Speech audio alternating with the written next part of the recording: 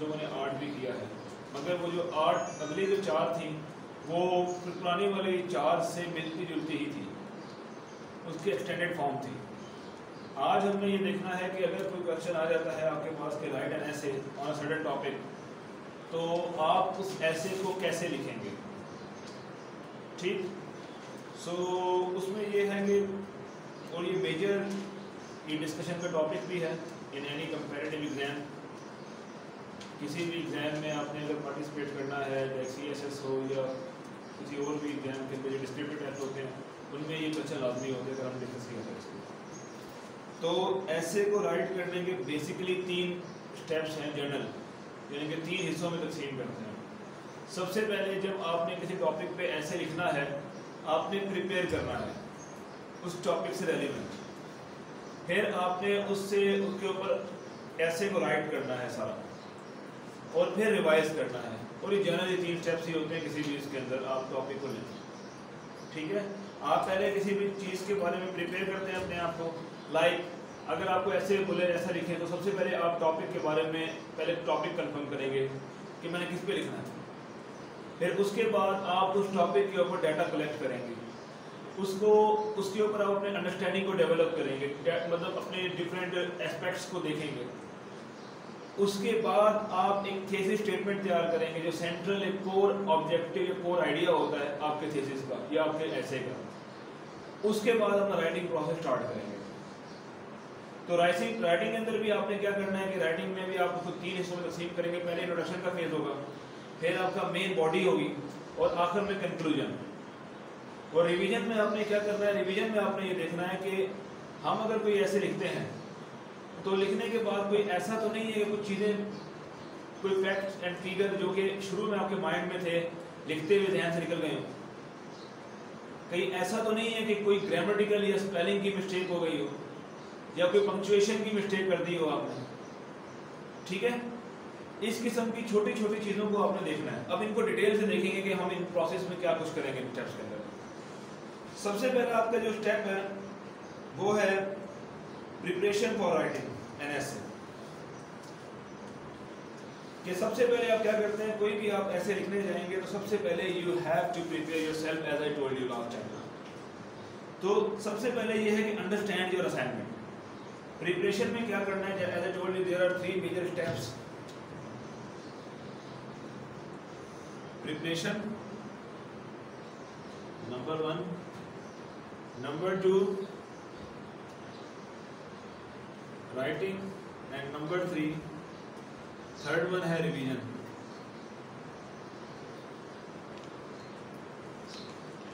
हम लोग जो डिस्कस कर रहे हैं फर्स्ट वाले पॉइंट को डिस्कस करने लगे हैं। बेटा इसमें ना इंक डाल के करना है।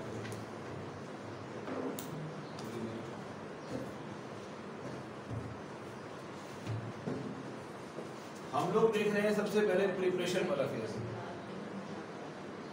प्रिपरेशन फेज के अंदर हमने देखना है कि अंडरस्टैंड योर असाइनमेंट। सबसे पहला जो पॉइंट है प्रिपरेशन फेज में, आगे जो मार्कर आएगी मैं इसको लिख दूंगा, एक शब्द में पढ़ी हुई, अंडरस्टैंड योर असाइनमेंट।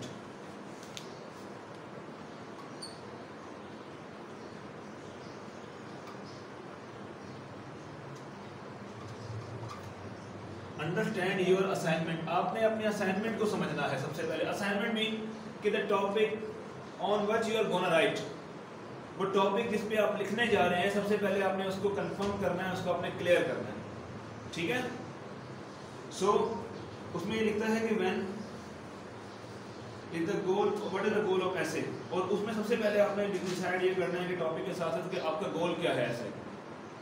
ठीक है, what would be the length of ऐसे, कितना लिखना कितना है आपने, अब उस टॉपिक पे लिखना है, कितने वर्ड चाहिए आपको जी। क्योंकि जब ये चीज़ें प्रिपेयर करेंगे ना आप लोग, उस टाइम आपको पता लगेगा कि how much I should write and how much effort I should make.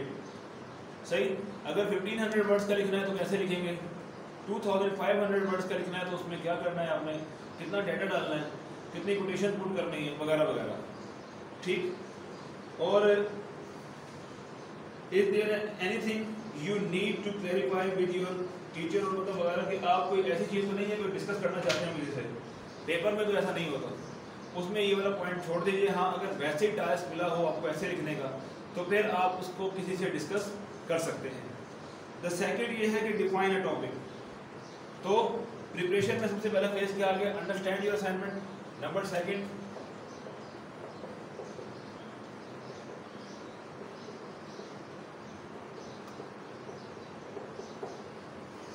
दूसरा ये है कि आपने देख लिया कि मेरा ऑब्जेक्टिव क्या है, मैंने किस चीज़ पे लिखना है, कितना साइज होना चाहिए, ठीक है, बड़ा लिखना है, छोटा लिखना है, मैं इसके डायमेंशन वगैरह वगैरह सारा कुछ क्लियर कर लिया।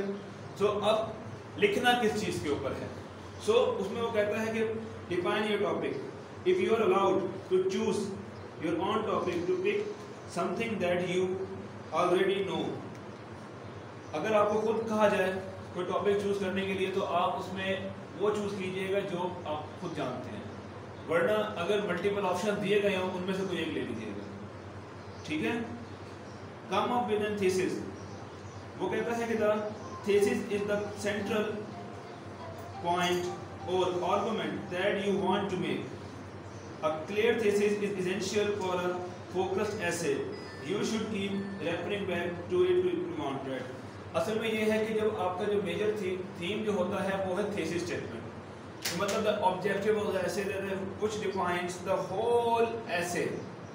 कोई ऐसी स्टेटमेंट होती है, कोई चीज़ होती है जो कि पूरे के पूरे एसे के ना थीम को डिफाइन कर रही होती है, तो वो क्लियर करके लिखनी है, वो क्लियर लेके जानी है, ठीक है। एंड द फाइनल क्या है, क्रिएट एन आउटलाइन। और उसके बाद जब आपका टॉपिक क्लियर हो जाए, आपको लेंथ डिसाइड हो जाए, आपने लिखना के डायमेंशन में वो क्लियर हो जाए, आपकी थीसिस स्टेटमेंट आपके सामने आ जाए, तो फिर आपने क्या करना है, फिर आपने फाइनली क्या करना है, क्रिएट एन आउटलाइन। आपने आउटलाइन बनानी है, ठीक है। क्योंकि वो आउटलाइन जरूरी इसलिए है कि outline give you the dimension and the box where you have to stay. क्योंकि बगैर आउटलाइन के लिखेंगे you don't know that where you will move out, कि आप लोग कहाँ मूव करेंगे, किधर जाना है, किधर आना है, क्या करना है, आप लोग कंफ्यूज रहोगे, फैलते रहोगे ना। और उस आउटलाइन के अंदर में क्या होगा, पहले इंट्रोडक्शन है, अगर इंट्रोडक्शन है तो इंट्रोडक्शन में क्या कुछ लिखना है, उसकी सब हेडिंग बना लीजिए। मेन पैराग्राफ बॉडी का है तो उसमें किस किस चीज़ को लेके जाना है आपने, उसकी सब हेडिंग बना लीजिए। अगर फाइनली आपने चीज़ों को करना है तो उसकी सब हेडिंग तैयार कर लीजिए, क्लियर।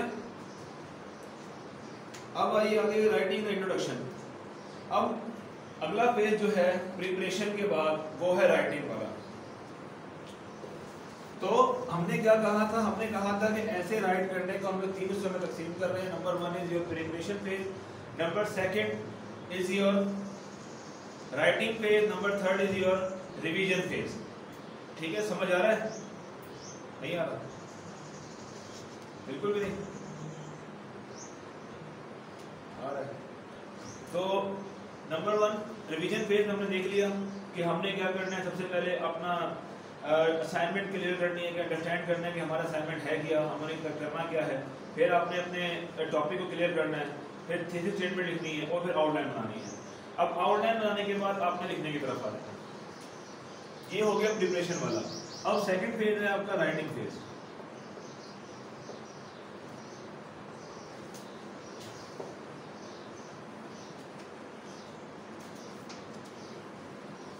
राइटिंग पेज में वो कहता है कि नंबर 1 पॉइंट है, वो कहता है हुक योर रीडर।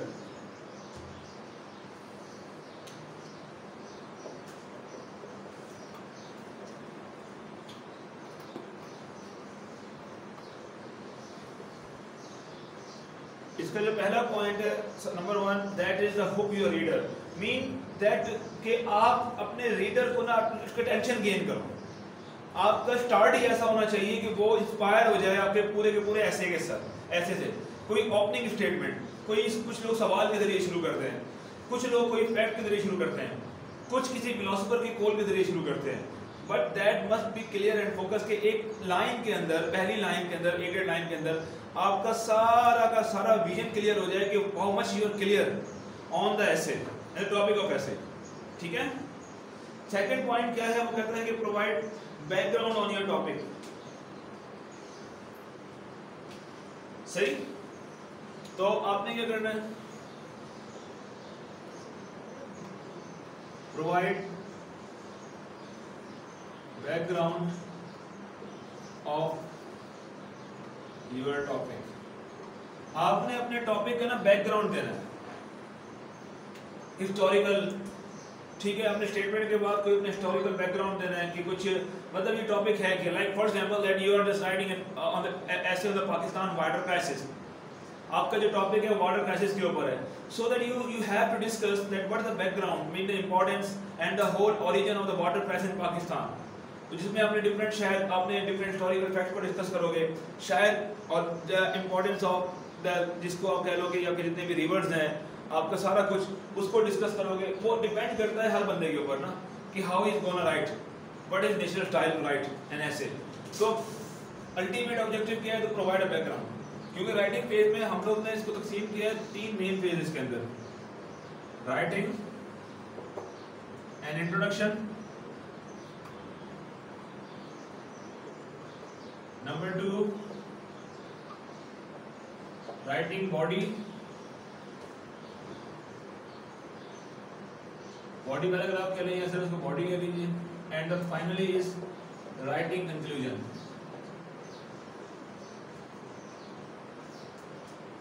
ठीक है, इंट्रोडक्शन, बॉडी एंड कंक्लूजन। सो हम लोग जो स्टेप डिस्कस कर रहे हैं अभी हम लोग का इंट्रोडक्शन के ऊपर, सही। हमने पहले कहाँ से शुरू किया, ऐसे को करने के 3 स्टेप हैं। एक आपने राइट करना है, पहले प्रिपेयर करना है, राइट करना है, रिवाइज करना है। फिर हमने प्रिपरेशन के ऊपर गए, उसमें हमने कहा कि आपका टॉपिक क्या है, अंडरस्टैंड करना है उसको, टॉपिक को अपने असाइनमेंट क्लियर करना है, एक थीसिस स्टेटमेंट देनी है, आउटलाइन बनानी है। नेक्स्ट में आ गए हम लोग अपना राइटिंग फेज के अंदर। राइटिंग फेज में भी हमने इसको 3 हिस्सों में तकसीम किया, इंट्रोडक्शन, बॉडी एंड कंक्लूजन। अब हम लिख रहे हैं बॉडी के बारे में। तो बॉडी में हमने पहले क्या कहा कि होगी और रीडर, सबसे पहले आपने एक स्टेटमेंट के जरिए उसको कैच करना है, अटेंशन उसको मतलब इंस्पायर करना है, उसकी अटेंशन गेन करनी है। ठीक है, the second is to provide a background of your topic. अपने टॉपिक के बारे में बैकग्राउंड देना है, जो मैंने बता दिया कि कुछ कोई हिस्टोरिकल फैक्ट्स होते हैं, कोई इंपॉर्टेंस होती है उसकी, कुछ का ओरिजिन होता है, सही, वगैरह वगैरह। बात समझ आ रही है, नहीं आ रही? कहाँ से डिफिकल्टी हुई? सर ये बॉडी पैरा बाद में आप डिस्कस करें। हाँ, ये इंट्रोडक्शन के बाद बॉडी डिस्कस करेंगे। ठीक है, अब प्रोवाइड बैकग्राउंड पर प्रेजेंट योर थीसिस स्टेटमेंट। उसके बाद ये है कि अपना जो मेन थीसिस स्टेटमेंट है, द मेन आइडिया, वो आप इसको प्रेजेंट कीजिए कि आपका बेसिक ऑब्जेक्टिव या कुछ भी क्या है। और उसके बाद क्या है, मैप द स्ट्रक्चर। अपने स्ट्रक्चर को मैप कीजिए कि मतलब बताइए आगे के आखिर में स्टेटमेंट देने के बाद, सारा कुछ करने के बाद उसमें ये बताइए कि देखिए हम पहले पार्ट में इंट्रोडक्शन डिस्कस किया है, सेकंड पार्ट में हम लोग डिस्कस करने वाले हैं फलां चीज़, थर्ड पार्ट में ये डिस्कस करने वाले हैं, आगे पूरे ऐसे के बारे में बताइए कि मेरा ये ऐसे है, इसके अंदर हमने पहले जो पार्ट जो आप पढ़ चुके हो इसमें इंट्रोडक्शन था जिसमें हमने बैकग्राउंड लिया वगैरह वगैरह। नेक्स्ट पेज में हम लोग इसको डिस्कस करेंगे, उससे अगले पार्ट में ये डिस्कस करेंगे, पूरा स्ट्रक्चर बयान करेंगे उसको। ठीक है, ये आपको नोट्स दूंगा, इसमें डिफरेंट आपको एग्जाम्पल मिल जाएंगी, यानी कि राइट की हुई है वो ऐसे के पहले पार्ट को कैसे उसने लिखा है। ठीक है, एंड सेकंड पे आ जाए कि राइटिंग द मेन बॉडी। दूसरा पार्ट है राइटिंग द मेन बॉडी। यहाँ तक बात समझ आ रही है, क्लियर? ऐसे परेशान बैठे हो ना जब लोग पता नहीं क्यों, जैसे कि राइटिंग बॉडी के अंदर सबसे पहले वो कहता है कि length of the body text.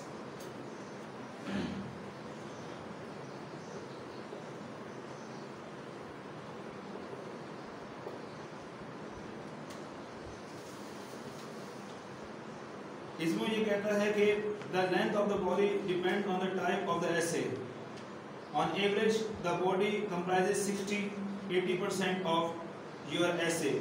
For high school essay मतलब ये बेसिकली कि आपकी जो बॉडी है वो ये डिपेंड करता है कि आप किस एसे को, यानी कि आपका साइज ऑफ एसे क्या है या टॉपिक क्या है, उसके हिसाब से आप अपने बॉडी को डिफाइन करेंगे। अमूमन जो बॉडी होती है मेजर वो पूरे एसे का 60-80% है।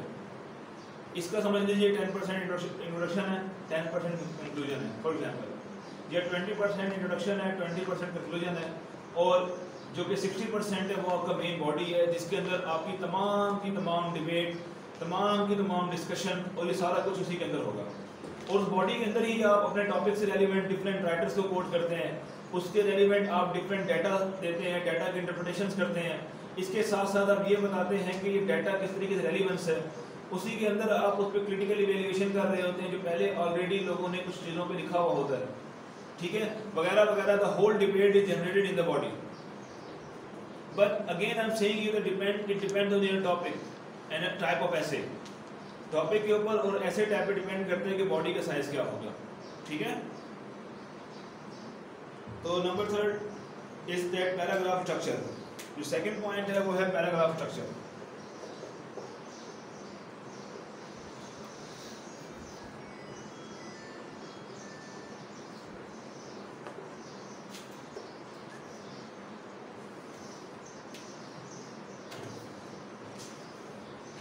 पैराग्राफ स्ट्रक्चर इसमें ये है कि to give your essay a clear structure it is important to organize it into paragraph, ठीक है। तो दूसरा आप इसके में क्या करते हैं, जो मेन चीज़ है कि आपने ये नहीं करना कि एक ही लाइन से शुरू करके चाहे 4 हैं 5 हैं 6 पेज हैं और सारे के सारे एंड में एक ही तरतीब से लिखना है, उसमें पैराग्राफ बनाना है।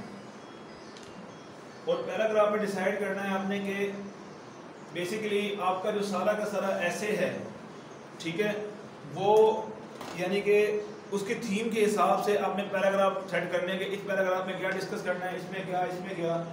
शुरू में सोचने से बातों का शुरू में सोच रहे हैं, कुछ आपको रास्ते में जब लिखना शुरू करेंगे कुछ चीज़ें आपके ऑटोमेटिकली माइंड में आना शुरू हो जाएंगी।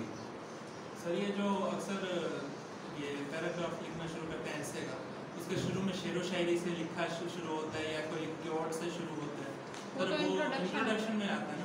हाँ, वो इंट्रोडक्शन में। और सर अंदर दरमियान में जैसे तालीम नुस्वा है उसके बारे में मुख्तलिफ जो क्योट्स लिखे होते हैं लोगों के जो पुराने गुजर चुके हैं, तो उन्होंने ये कहा वो बॉडी में आएगा, वो बॉडी में भी आ जाता है, बातों का इंट्रोडक्शन में भी आ जाता है, depend on that you got on which point you are writing on. और सर ये कंक्लूजन जो है नीचे वाला एंड, उसके अंदर जैसे पोल्यूशन के ऊपर है, उसके जो यानी उसका हल लिखा जाएगा, ये कुछ किया जाए, वो कंक्लूजन में आएगा।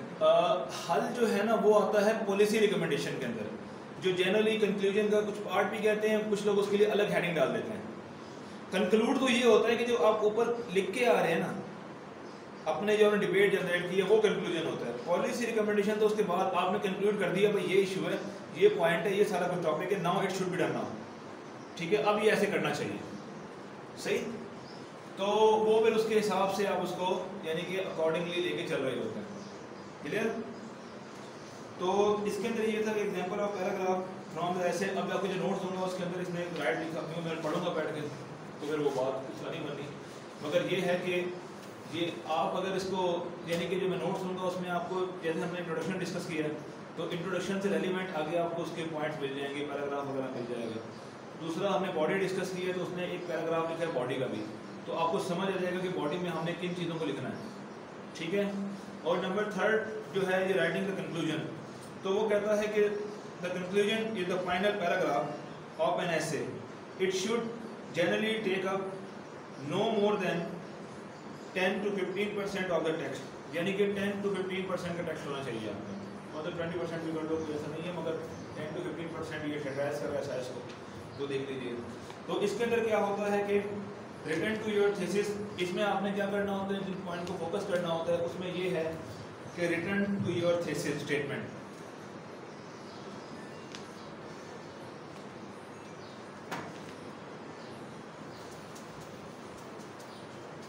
सर अगर जैसे हम पाकिस्तान के बनने पे लिख रहे हैं, उसके एंड में हम ये लिखें कि पाकिस्तान इस तरह बन गया 14 अगस्त 1947, वो कंक्लूजन में आएगा?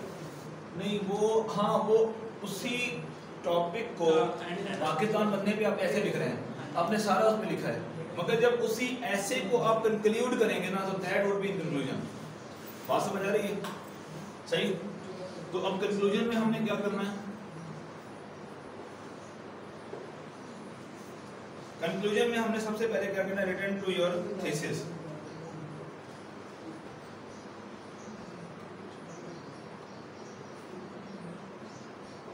मेजर के ऑब्जेक्टिव वगैरह जो भी है कि उसके ऊपर आप पहले हैं दैट यू शुड डिसाइड कि मतलब after else we have decided to write essay on this thing, जो भी आपका स्टाइल है, हर बंदे का अपना स्टाइल होता है, मगर जनरली कुछ स्ट्रक्चर होता है उसको फॉलो करना है। तो सबसे पहले अपने थीसिस स्टेटमेंट के ऊपर आप वापस लौट के आइए, सही। तो अगला पॉइंट ये है कि ties together your main point, और उसमें उसके बाद फाइनल ये है कि अपने मेन पॉइंट्स को आप यानी कि इकट्ठा कर लीजिए जो भी आपने इस पे अपने काम किया है।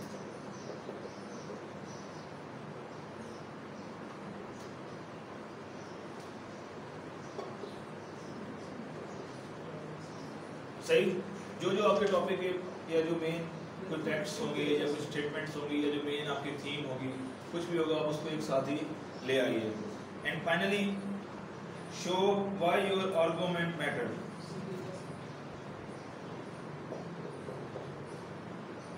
Show why your argument sir ये जो भी आपने लिखा है why your argument matters, sir जैसे 14 नुकात हैं उनका यानी कहा जाए कि ये इसलिए लिखे गए कि इसका ये इफेक्ट पड़ना है, ये इफेक्ट पड़े, सिग्निफिकेंस बताना है कि ये जो आपका जो आर्गुमेंट है, ये चीज़ है, ये क्यों मैटर करता है, ये what is the importance of this.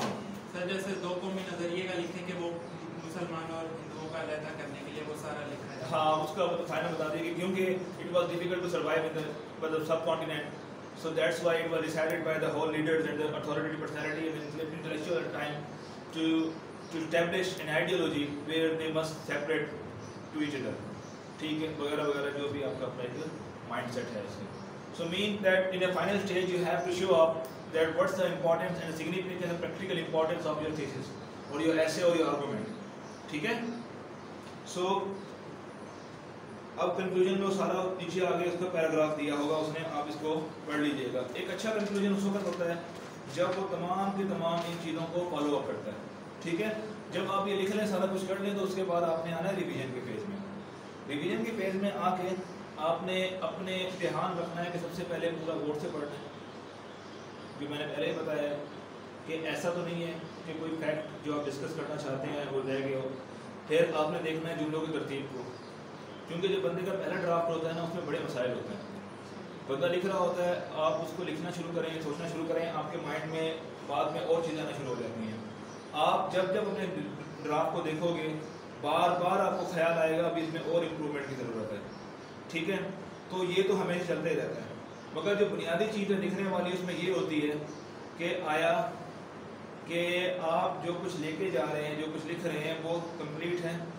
Number second, जो जुमले चुने हैं, जुमलों की तरतीब ठीक है, सेंटेंस स्ट्रक्चर ठीक है, फिर ग्रामर ठीक है, पंक्चुएशन वगैरह हर चीज़ ओके है। उसके बाद आपके स्पेलिंग मिस्टेक्स तो नहीं है, ठीक है। ये सारा कुछ देख के आपने ऐसे को अपना उसके ऊपर करना है, okay. This was the steps and the thing where you have to write your essay. ये नोट्स हैं, ये मैं आपको दे रहा हूँ, इसको आप जो है ना कर लीजिएगा।